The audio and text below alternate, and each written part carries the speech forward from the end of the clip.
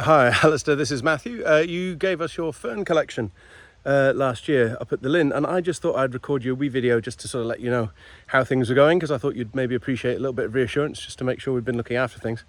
So I'm just going to sort of trot around the garden, show you where everything is, show you what most of it has done incredibly well. There's a couple of things which weren't so happy with the move, which I suppose are always going to be, but I'll just take you around. I'll show you where we've put stuff.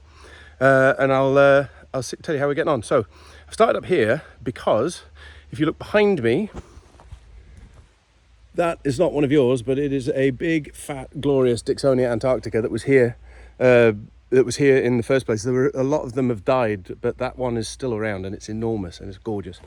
And right in front of you here, this is a big patch of Blechnum chilense, and we've cut back a lot of the bigger shrubs around here, you see. So this is getting a lot more light at the moment, and because of that it looks an awful lot happier. So again, these are not yours, but I thought you might be interested to have a look at this, because we've had some big trees come down up here. They were getting a bit rotten, some of them were dead already, and it's very, very hard to get old timber out of this garden. So what we've tried to do is fill the bits with some soil, just pile up the wood, fill it up with some soil and plant, well, sort of like old-fashioned ferneries really is the plan. That was what we were sort of hoping to do. We've got a really nice spot up here where we've got a wee bench, just a little bit of open space, and we've got a couple of these ferneries planted up. They're just settling in. None of this stuff has been in for that long, but it's really, really nice little place to just sort of sit and have a cup of tea or have a wee think. So now, right, I'm gonna have to trot to the other side of the garden now. So just give me 2 seconds, and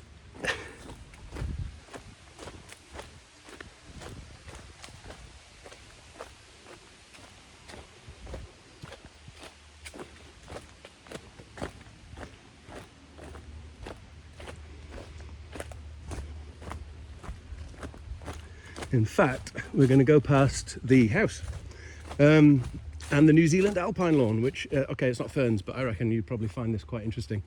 The New Zealand alpine lawn is full of very cool things, and it's full of stuff that we were actually able to save as well, rather than, there's a lot of stuff missing from the collection, but the alpine lawn is full of very cool stuff. And that's what the house is looking like at the moment. It's obviously, still a lot of work needs to be done, but it's progress. Spiky bed. The spiky bed we had to almost completely replant because it got totally overrun by Crocosmia, but lots of very cool and still very, very spiky things. So here we're coming up to the first of your ferns. They are down this little run here, and it's a little slightly sunny spot, quite a nice little corner. We've got a Thelipterus nevadensis, Asplenium viride, Aetherium videllii, and then we've got this big fat Dryopterus stenolepis, all looking actually very happy. Those guys all seem to have done very well, which is a relief, because we did take the responsibility, obviously, of your ferns pretty seriously. And the idea, I mean, obviously we always knew a couple were not going to make it because of the disruption, but we really wanted to make sure they did as well as possible. Here we are at the house. That massive palm tree, we actually asked them to build the scaffold around that so that we could keep the palm tree alive, which they did, and the scaffold is now down and the palm tree looks absolutely brilliant. So it worked, which is good. I'm going to take you down the driveway now, and we're going to go down by the side of the burn, which is where we put quite a lot of the ferns. I'm not going to clamber over the burn because I'll probably kill myself if I'm trying to hold my phone at the same time. But a lot of your bigger ferns went in there. Some Wardlaw, I think, has gone in there. A couple of the Dicksonia and that are down there. So and you know what it's like. It was it was so cold this spring. We weren't that sure that everything was going to survive. And everything came up again very late. But it is virtually all back and healthy, which is just brilliant news. So here's the burn. Now, I don't know how well you'll be able to hear me over the water sounds, but you can see over the other side there, we've got a couple of yours are in there, looking very happy. That little one right down by the water side is one of yours as well. Now, here's where a lot of the other stuff went in. So there's a Matteuccia orientalis. Now that was Jim and Jamie's. That was always here, but that's one of the reasons that we thought this would be a great place to put some of yours. We've got a little Polypodium. I mean, there's Polypodium vulgare all over the garden anyway, but we put one in there. And a lot of these guys here were very, very slow to come back, so we were a little bit nervous. But as you can see, all looking nice and healthy. Polystichum acrostichoides, not looking so healthy, but it is still alive, which is good. This unfortunately is one of the Hysteopterus incisa has not made it. But that is the only one from up here. Everything up here has really, really thrived. Now we're going to walk sort of out and down a little bit here, down to the bottom of the waterfall. And again, these aren't actually your ferns that are here, but we have planted some Dicksonia antarctica. Just because of the size of them, we thought they'd make a brilliant statement, especially with the waterfall. I thought they'd look really, really nice. Ooh, let's take a wee detour, sorry. Let's take a detour this way, because we've put quite a lot over here as well. So, a lot of this place is still quite overgrown. So there we go, Ethereum flexile, looking quite happy. Dryopterus erythrosaura, Dryopterus hertipes, all looking quite good. Another little Polypodium up at the top there. And a wee crested, I'm not sure what that one is, I don't see the label for that, but a little crested fern in there. So there's a lot of them have just come into this wee bank here, which is just next to the main drive up to the house. And they all look very happy, so that's good. We'll go down to the bottom of the waterfall now, and I'll show you what we've done with the Dicksonia antarctica, because I think you will approve. I hope you'll approve. It looks great to me.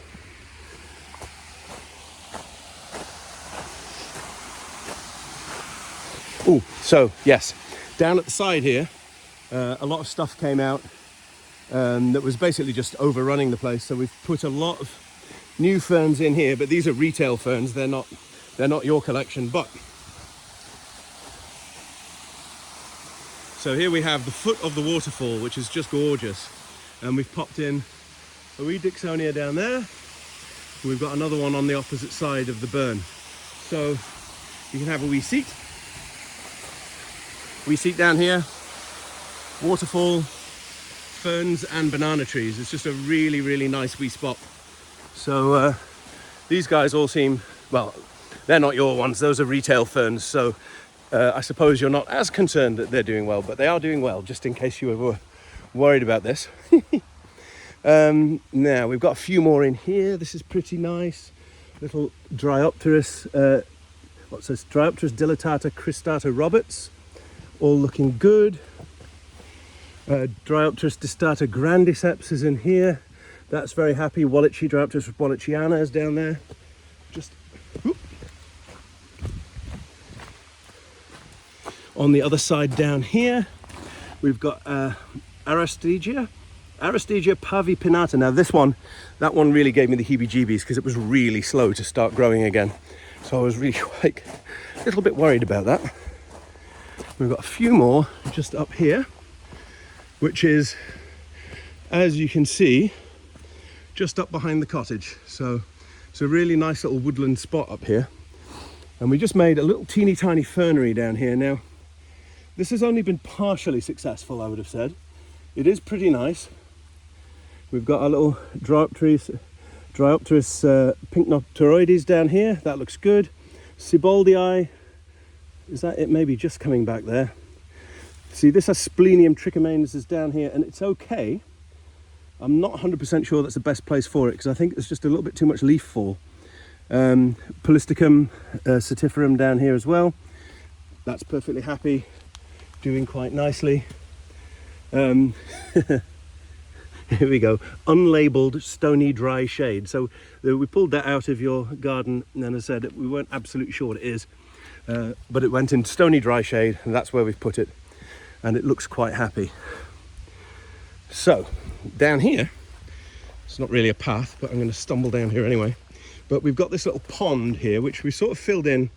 We're in the process of turning this into a carnivorous bog. Now, I'm not 100% sure it gets enough direct sunlight, because obviously carnivorous plants like direct sunlight generally, and I'm not sure that this gets enough, but we're going to try it anyway. So around here we have Dryopteris crispifolia, we've got a little Dryopteris arguta, Dryopteris finis cristata angusta here, which is looking nice. This little dude looking a little bit red, but it's a little bit late in the year and things are turning. I'm gonna just kind of assume that it's supposed to be that colour. And a couple of beautiful little guys. Look at that. Polypodium cambricum, that's a really nice one. That's very happy up here as well. This is another one of yours that we brought in up here. Just gonna pop down and try not to fall on the backside. So yeah, there's the cottage in the afternoon sun, looking really, really gorgeous. Right. Okay, so I have to be a bit careful what I step on here. But, right, so if you look up here, we've got that set of steps up there, and there's got this is a set of really nice little terraces. And so we put some Echinopsis on this, and they came up in the spring, and they look really, really nice. There's lots of just natural ferns just living here in any case. But we have put in a couple of yours. So this is a Dicksonia squarosa that we've put in. Oreopteris limbosperma. Now, ooh, danger, Will Robinson. I'm not 100% sure how happy that one is. And we've got a couple just down here. Now this is also an interesting bit, because we've got your Polisticum proliferum is down here, another Dicksonia squarosa. We've got, what's the name of this one? I can't quite read the tag on that.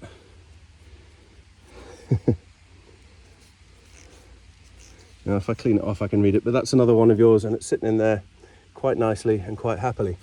But this is where we've gone with the water fern, what's it called? And now we were looking, and apparently it will live in anything up to about 15 to 20 centimeters worth of water. So this used to be quite deep, so we've filled it in with rocks. Pilularia globulifera, that's the one. So we filled it in with some rocks and we've put it in, and actually it's looking really good. Now we've kept a little section of that outside, back in the original container that you gave it to us, just in case it doesn't like it here. But fingers crossed, that's looking really nice. And little Polypodium cambricum coming through quite nicely there. So, and we continue. So, back door of the cottage. Now, this is a bit down the back here that we put some things that were in really, really deep shade. Now, I'm not 100% sure that we made the right decisions with all of these, but they are all still here. But we may choose to move them in the future, because I'm not sure they're totally happy. So we've got Cystopteris diaphana there, little Blechnum microphyllum, still very much alive, not thriving. Asplenium trichomanes is in there, looking good. Dudia media, that's only just coming back, but I was a little bit nervous about that one for a while.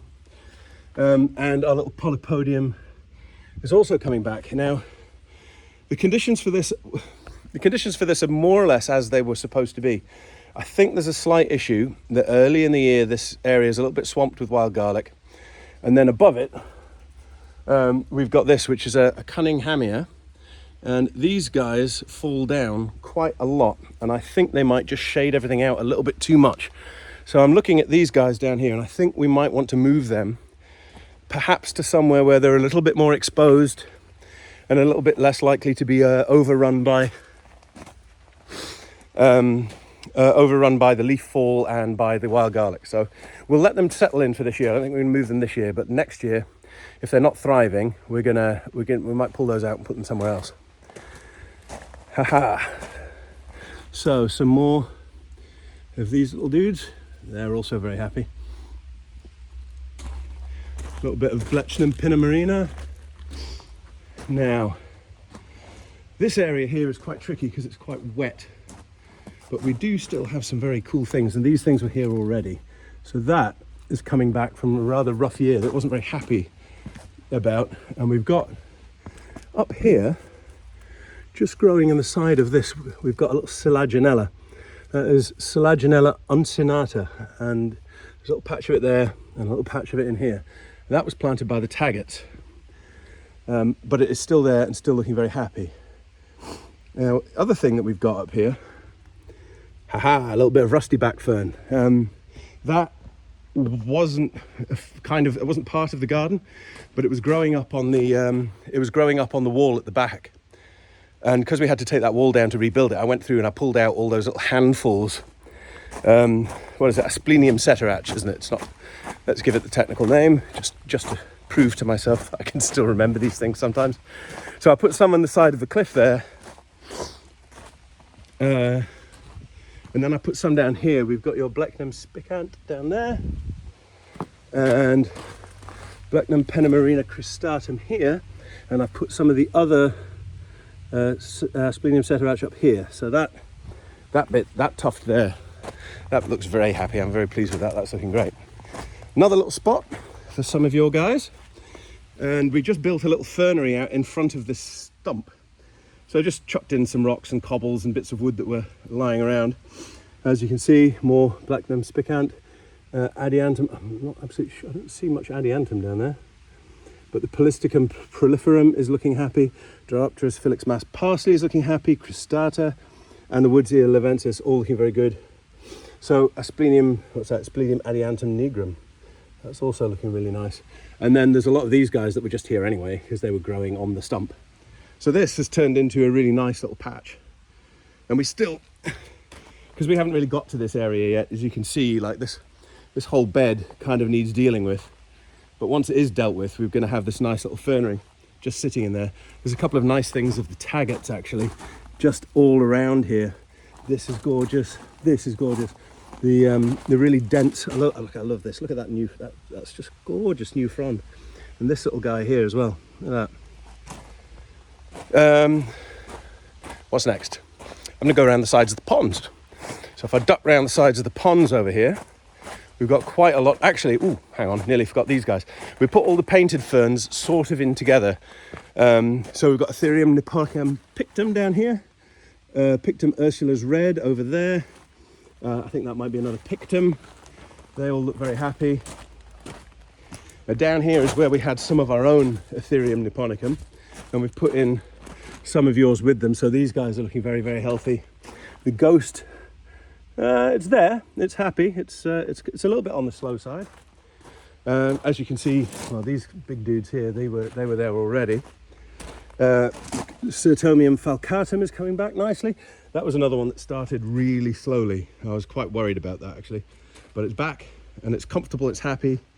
So I'm a relieved man. Now if we come around here, so as you can see, we've put quite a few of yours in here. But one of the ones that's the healthiest and happiest, this Osmunda cinnamomea, is coming back lovely. The fronds on that are looking brilliant. A little bit of, is that Blechnum snuck in there with it? Trying to step on anything. I actually don't know what that is. That was here anyway, but that's looking very healthy. We've got one of your Dryopterus dilatatas in here. It's looking really nice. Ethereum felix femina just over there. And again, we've got a Dryopterus affinis, Osmunda japonica, and then the Dryopterus speciosa up at the back there. So those guys, again, that was another example of something that was really, really slow to come back in the spring, and I was getting quite nervous, but actually they all look brilliant at the moment. I don't know if you've seen this.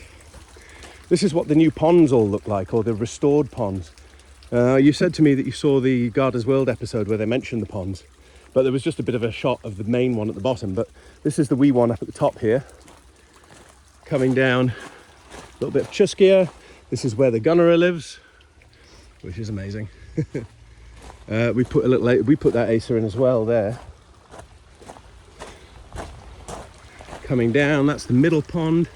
We've got some nice big irises in there. We've got a lot of Aralia elata, the devil's walking stick, planted around here. And we've got a Tetrapanax, which survived the cold winter very happily and seems completely unperturbed. So, what have we got down here?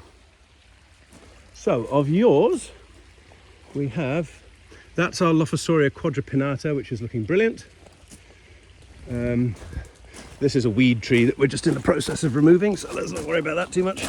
But we've got a Dixonia lanata there, an unlabeled, but I'm pretty sure, oh no, here it is. I don't know who that's getting trampled by. Artemisia. So that's looking healthy. This is looking healthy. Lophosauria is looking healthy.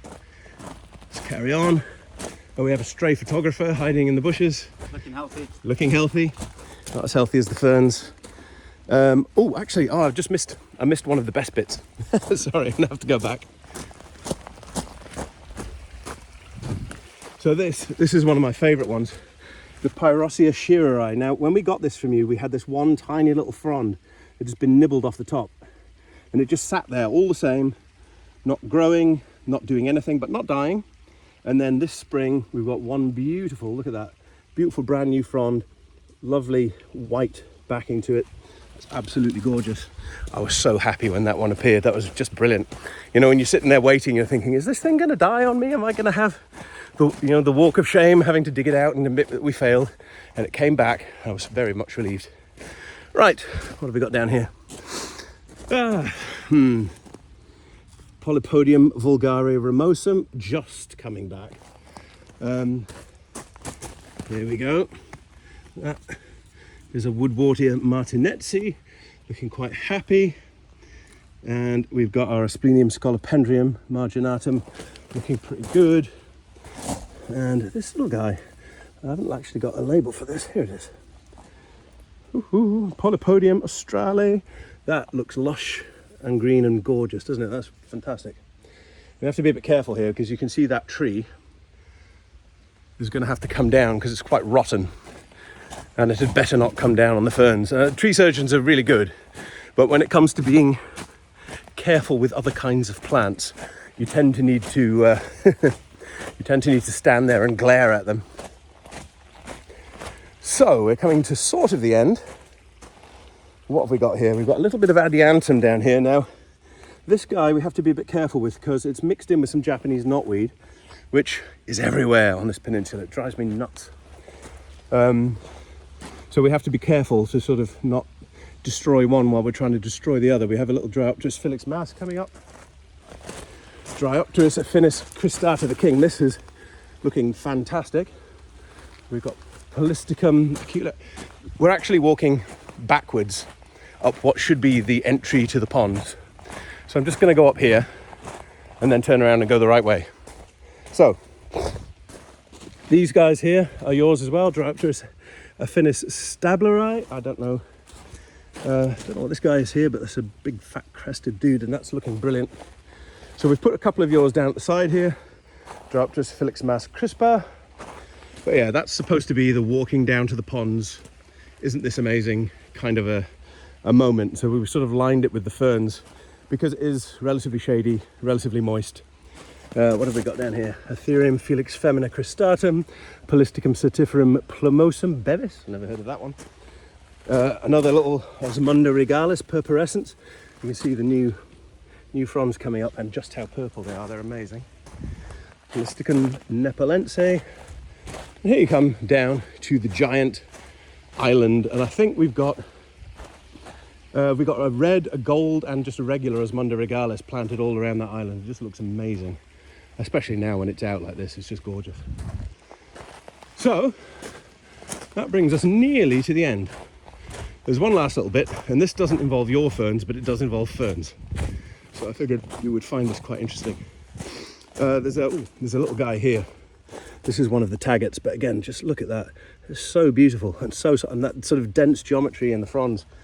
It's just amazing. There's a little crested dude down here as well. And they had a few ferns along here. This is the main entrance to the garden. So from this end bit here, this is where you come in. And so what we've done, a lot of these ferns were here already. So what we've done is if this was you coming in, we've got some Dicksonia antarctica. We've got a lot of the ferns that we're here already. And then we've got some Cyathea couperii that we've put in as well. So we're going to basically try to line this whole entranceway with tree ferns. That's one of Jim and Jamie's as well. That's a beautiful crested fern, that one. We're in the process of trying to clear out the drainage channel, which is not that easy. We're going to put a couple of the Cyathea down here as well, although we're not doing that just yet because there's scheduled to be a little bit of work done here. So yeah, you'll come in through your tunnel of ferns. Here's the wee kiosk. You pay for your ticket, and then you carry on down here. And then as we got up here, you turn left through this little, what is becoming a bit of a fern alleyway, through the arch and down to the pond. And this is sort of how you're introduced to the place. And it's hot today, so I'm getting sweaty wandering around here. But anyway, that is largely your tour de fern. So I think I've taken you through everything. As I said, we've lost a couple, but you know, we've lost the odd one here and there. Like virtually everything has really, really thrived. The indoor ones are currently in our house in Helensburgh, so I'm not going to do anything with those until we actually move out here properly. But yeah, so everything is in. Pretty much everything is thriving. There's a couple which I would have said are maybe not quite in the right place, but we'll reevaluate that. Give them another year to settle. I don't want to disrupt them again after they were dug up last year. And we might think, if they're still not thriving this time next year, of moving them to a slightly more suitable site, or trying to figure out what a slightly more suitable site might be for them. But anyway, I just wanted to say again, like, thank you so much. I mean, the gift of those ferns was truly such an incredible thing to do. And I just wanted to reassure you that they are being looked after. They are integrated into the collection, and fingers crossed you will feel that they have gone to the right place. Anyway, thank you very much. Cheers.